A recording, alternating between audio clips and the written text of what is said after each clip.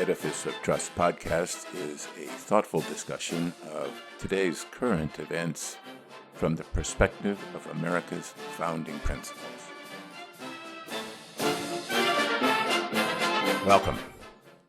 From heart-pumping music to head-thumping commentary. During his 30-minute discourse on U.S.-Mexico relations over the years, Mexican President Andrés Manuel Lopez Obrador, more commonly known as AMLO, gave a dig at the inflation problems plaguing the U.S. by telling President Biden at their recent White House meeting, quote, "We have decided it was necessary for us to allow Americans who live close to the border to go and get their gasoline on the Mexican side at lower prices," unquote. What was the purpose of this snide little comment from the leftist populist president? I mean, Mexican inflation is a little bit less than in the U.S. at 7.7% through May, compared to 8.6% in the U.S. We won't mention that the U.S. inflation popped up to 9.1% in June. But that difference could be explained by the subsidies that Mexico applies to gasoline sales. At 22 pesos per liter, Mexican gasoline is a little cheaper than U.S. gasoline at the equivalent of $4.01 a gallon, at least cheaper than in California, not worth the hassle of crossing the border from Texas. But Bloomberg estimates that without government subsidies, gasoline in Mexico would be around 34 pesos a liter, the equivalent of over $6 a gallon. Bloomberg goes on to estimate that these subsidies are equal to about 1% of GDP. I guess American drivers crossing the border for gasoline should thank the Mexican people for their sacrifice. Add in the fact that AMLO is trying to drive American gasoline retailers in Mexico out of business by not renewing their import permits and forcing them to buy from the state-owned oil company Petróleos Mexicanos, or Pemex. AMLO is determined to reinstate Pemex and the government-owned electric company, CFE, as the market leaders in energy in Mexico. He does not seem to be perturbed by the fact that these moves violate the U.S.-Mexico-Canada Agreement, also known as NAFTA II, or by mounting lawsuits filed by American companies as well as those of other countries. AMLO appears determined to recreate the import substitute economic system that prevailed in Mexico during the 70-plus year domination of that country by the Institutional Revolutionary Party, or PRI, a party which he joined in 1976. Import substitution uses high tariff barriers to protect domestic industries and employment from foreign competition.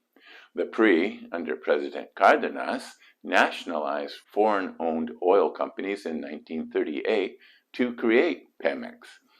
Import substitution is exemplified by high levels of corruption, shoddy domestic products, unproductive workers, and black markets. Import substitution led to an economic disaster for Mexico and much of the rest of Latin America in the late 1970s and 1980s that was known as the Lost Decade. I lived in Mexico during those years and well know the hardships it placed on the Mexican people. Unsatisfied with the PRI, which incorporated elements of both the left and the right, AMLO abandoned the PRI to join the further left Party of the Democratic Revolution, PRD, after the PRI's grip on political power in Mexico was shaken by the lost decade. But the PRD was unable to win the presidency even when AMLO was its presidential candidate in 2006 and 2012. Denouncing those elections as illegitimate, where have we heard that before? He then formed his own populist party, the National Regeneration Movement, Movimiento de Regeneración Nacional in Spanish, but it goes by the acronym Morena, which means brown or brown skin in Spanish. He won by a landslide in 2018 and set about to recreate the single-party domination of Mexico that had been the hallmark of the PRI. Morena won a majority in Congress but failed to get enough seats to amend the Constitution. AMLO remains very popular and could probably be re-elected president if the Mexican Constitution allowed it, but it doesn't, at least not yet. The Mexican election in 2024 could be as interesting as the one shaping up in the United States. AMLO's White House visit came right after he snubbed the United States by not attending the recent Summit of the Americas hosted by the U.S. because the U.S. would not invite leftist dictators like Díaz-Canel of Cuba, Maduro of Venezuela, and Ortega of Nicaragua. I think we can figure out where AMLO wants to go by the company he keeps. But I don't think President Biden will have any more luck with MBS, Saudi Crown Prince Mohammed bin Salman, on his current overseas trip than he has had with AMLO. Maybe it's time for some backbone instead of trying to appease authoritarian populists and petty dictators. Of course, it takes real strength to have backbone. Ponder that while you listen to a brief message.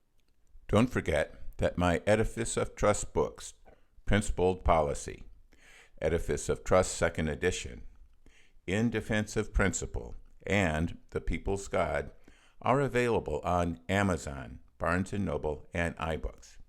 Thank you.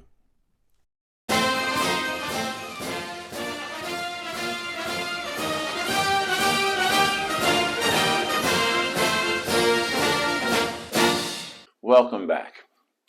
President Biden is a slave to the left's progressive agenda. On his most recent overseas trip, he appeared to be more of a supplicant than a world leader, replacing President Obama's strategy of leading from behind to not attempting to lead at all. Pipsqueaks have no hesitation in mocking him. Pariahs don't answer his telephone calls, but will receive him when he comes begging. Dictators doubt his resolve. Although President Biden has done a good job of rallying NATO in the defense of Ukraine, it was the appearance of weakness that emboldened Putin. American weakness on the world stage is the result of President Biden's fervent adoption of the progressive left agenda, which includes diversion of funds from defense to entitlements, a regulatory straitjacket for U.S. businesses, and a Green New Deal that decimates domestic energy production while staking the country's future on unreliable renewable energy sources that require new technology that is yet to be developed to meet the energy requirements of the future, as well as dependence on raw materials from foreign countries, many of them adversaries. Environmentalists have portrayed opponents of the Green New Deal as unscientific climate change deniers or evil personified. But the negative impacts of the environmentalists are too enormous to ignore. When Sri Lankan President Gotabaya Rajapaksa declared that the farmers in that country were going to go organic, he banned the importation of pesticides and nitrogen-based fertilizer. Rice production plummeted, and exports of tea, the company's principal cash crop, hit a 25-year low. Starving Sri Lankans needed but little incentive to rise up against the Rajapaksa family that has dominated Sri Lanka for decades and drive them from power. And after the Dutch government announced plans to cut back on the use of fertilizers and force farmers to reduce their herds, farmers there revolted and blocked supermarkets, distribution centers, roads, and airports with their tractors. The protests are continuing. The Green New Deal would undo all the benefits from the Green Revolution of the 1950s that allowed developing countries to escape Malthus's predictions of worldwide hunger and famines as populations grew. The truth is that banning the use of fertilizers, pesticides, and other chemicals, many of them derived from petroleum products, would decimate the developing world and even weaken the developed world. The planet cannot support a population of 8 billion people with organic farming. The deaths from the Green New Deal would mount into the hundreds of millions, even billions. Of course, socialists, like Stalin and Mao, have never been hesitant to sacrifice innocents that stood in the way of their plans. Our adversaries are not debilitating their defense capabilities to address climate change. Yes, China is advancing into electric vehicles and renewable energy resources, but it is also building 150 nuclear power plants and 43 coal-fired power plants to make sure it has the energy resources it needs to be a world leader. We need to do the same. And if Joe won't do it, we need to find someone who will. Thank you.